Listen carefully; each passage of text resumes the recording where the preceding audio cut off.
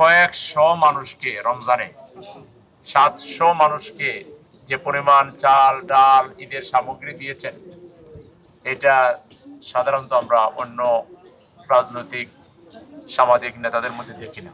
দিলে টুকেন একটু দিয়ে ছবি উঠে চলে যায়।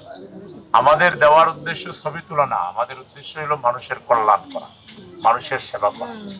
মানুষের সেবার মাধ্যমে আল্লাহকে পাওয়া যায়। আল্লাহ হক গুলোকে দুইভাবে ভাগ করেছেন, একটা হলো তার হক আর একটা হলো মানুষের হক।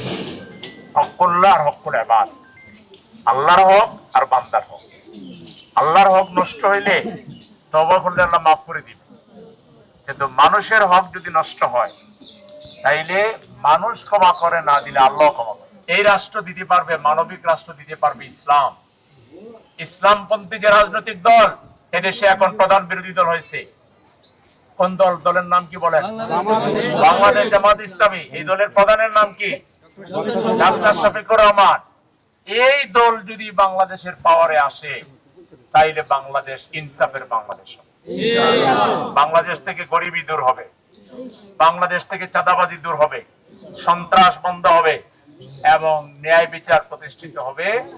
গরিব আর গরিব থাকবে না, গরিবকেও এমন পরিমাণ ব্যবস্থা করা হবে সে ডাল ভাত খেয়ে বেঁচে থাকতে পারবে, তার সন্তানকে পড়ালেখা করাইতে পারবে, তার চিকিৎসার ব্যবস্থা হবে, রাষ্ট্র করবে।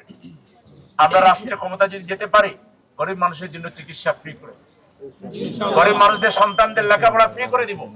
আপনার একটা ছেলে পড়ালেখা করে সে এমন বড় হবে আপনাকে আর কষ্ট করা লাগবে, কিন্তু এখন আপনার ছেলেকে উঠতে দিবে না। আরে অমুকের ফুল আবার উঠবে কি তা কেটা?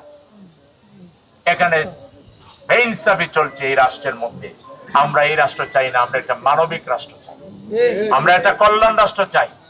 সেই কল্যাণ রাষ্ট্র, মানবিক রাষ্ট্র প্রতিষ্ঠার সংগ্রাম জামাত ইসলামী করছে। জামাত কোরআন দিয়ে সেই সমাজ কায়েম করবে। কোরআনের আইন যদি দেশে চালু হয় তাইলে ধনী গরিবের এই যে ব্যবধান, এই যে এখন মানুষের মধ্যে যে হাহাকার, এই যে না পাওয়ার বেদনা, এটা আর তখন থাকবে। আপনারা চান কোরআনের সমাজ, তাইলে জামাত ইসলামীকে সহযোগিতা করবেন। এই যে সামনে এই নেতা আসবে আপনাদের কাছে, তাকে সহযোগিতা করবেন তো ইনশাআল্লাহ? ইনশাআল্লাহ আমরা সবাই মিলে সামনের দিকে এগিয়ে যাব। এই দেশ আমাদের সকলের দেশ, আমাদের প্রিয় বাংলাদেশ। আমরা সবাই মিলেমিশে এই দেশকে গড়ব ইনশাআল্লাহ। এই দেশকে গড়ার ক্ষেত্রে যারা বেশি অগ্রসর থাকবে আমরা তাদের সাথে থাকবো।